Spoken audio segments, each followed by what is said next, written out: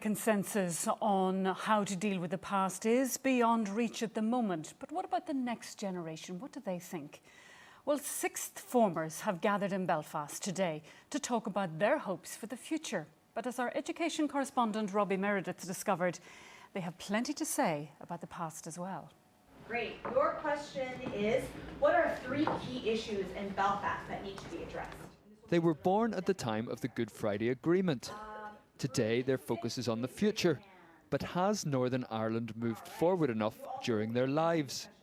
There's so many issues today that we need to focus on, and I don't think there's enough focus on them, such as, uni and funding, and things that are important to students and important to young people. Now we have the lowering the corporation tax, but that's not going to come into 2017. So we need more things happening now to make Belfast attractive to people who are in the financial world.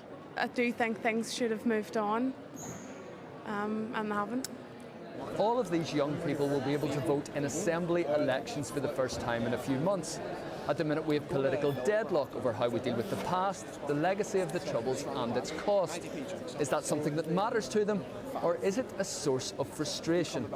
At times, I sort of think we spend too much money on things like that. At the end of the day, in my opinion, the past should be in the past. There's only so much justice and kind of rest you can get from investigating the past, but it'd be more worthwhile investing in the future. Do you ever feel we're being held back by our past?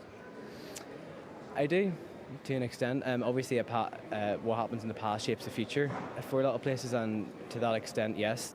One of the organisers of today's event says politicians need to pay attention.